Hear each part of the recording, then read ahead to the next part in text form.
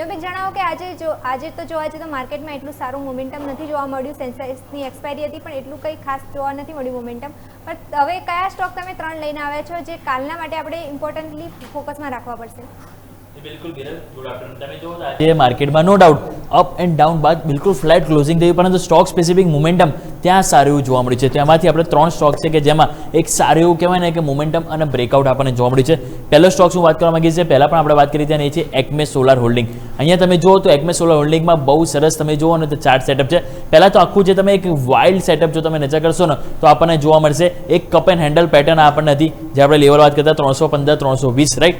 એની ઉપર તમે જો આપણે બ્રેકઆઉટ જોયું હતું, જે બ્રેકઆઉટ આપણને ઓલરેડી મળી ગયું હતું. ક્યારે? તો ઓલરેડી મંગળવારના દિવસ આપણને બ્રેકઆઉટ મળી ગયું હતું. પછી જો તમે નજર કરો તો ગઈકાલે થોડું નેગેટિવિટી જોવા, પરંતુ આજે એનું આપણને ફર્ધર કન્ફર્મેશન મળ્યું અને એક ઇનસાઇડ બારનું પણ તમે જો બ્રેકઆઉટ આપણને મળ્યું છે. એટલે કે કપ એન્ડ હેન્ડલ પેટર્ન અને ઇનસાઇડ બાર બંનેનું અહીંયા કન્ફર્મેશન મળ્યું. સાથે કેન્ડલ તમે જો હાઈ ઉપર ક્લોઝિંગ છે અને આજની કેન્ડલ એક ફૂલ બોડી કેન્ડલ આપણને બતાવી રહ્યું છે, જે ચાન્સીસ છે કે હજુ પણ કન્ફર્મેશન આપણને સારી એવું તેજી બતાવી શકે. તો પહેલો સ્ટોક્સ આપણે ગ્રીન લઈ જરૂરથી ચાલુ છે આવનારા દિવસો માટે.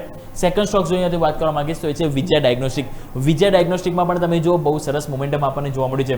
અહીંયા જો તમે નજર કરશો તો આ એક એરિયા તમે નજર કરો, પહેલાં તમે જે બ્લેક લાઇન જે ડ્રો કરી છે 1342 લેવલ રાઈટ. પહેલાં તમે જો અહીંયા એક્ઝેક્ટલી 8 મેના રોજ ત્યાંથી તમે નીચે આવ્યા અને નીચે ક્લોઝિંગ આવ્યું હતું. પછી તમે નજર કરો તો અહીંયા આપણને 13-14 મેના રોજ પણ એની નીચે ક્લોઝિંગ આવ્યું, ઉપર ગયા પરંતુ ટકતું નહોતું. પછી તમે નજર કરો તો અહીંયા મંગળવારના રોજ પણ તમે ત્યાંથી નીચે આવે, ગઈકાલે ફરીથી ત્યાંથી ફોલિંગ આવ્યું અને હવે આજે ફાઇનલી એની ઉપર પણ ગયા અને એની ઉપર ક્લોઝિંગ થવામાં સફળ થયા. અને બીજી વસ્તુ તમે જુઓ તો અમે જે લાઇન જે ડ્રો કરી છે, બોક્સ જે ડ્રો કરી છે, બોક્સ એક ઇનસાઇડ બાર બોક્સ છે અને ઇનસાઇડ બારનું પણ આપણને બ્રેકઆઉટ મળ્યું છે. મીન્સ કે અહીંયા પણ ડબલ કન્ફર્મેશન મળી રહ્યા છે કે જે સારી એવી તેજી આપણને જોવા મળી શકે.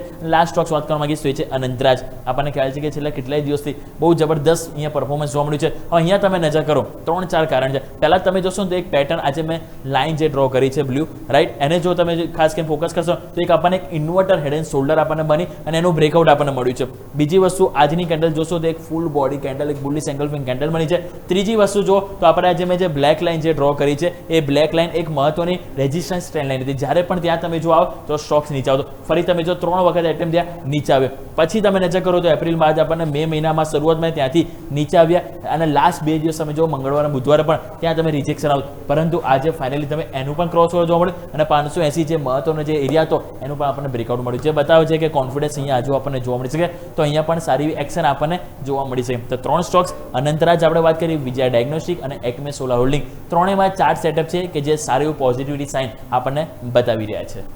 જરૂરથી યોમિક, ગુડ, થેન્ક યુ આ સ્ટોકની એ બતાવવા માટે. બાકી 3 સ્ટોક જે છે તમે અત્યારે વોચલિસ્ટમાં એડ કરીને રાખી શકો છો. થેન્ક યુ યોમિક તમારે જોડાવા માટે અમારી સાથે. 3 સ્ટોક અત્યારે તમે એડ કરીને રાખી શકો છો અને નેક્સ્ટ કાલ માટે 3 સ્ટોકમાં સારું એવું મોમેન્ટમ જોવા મળી શકે.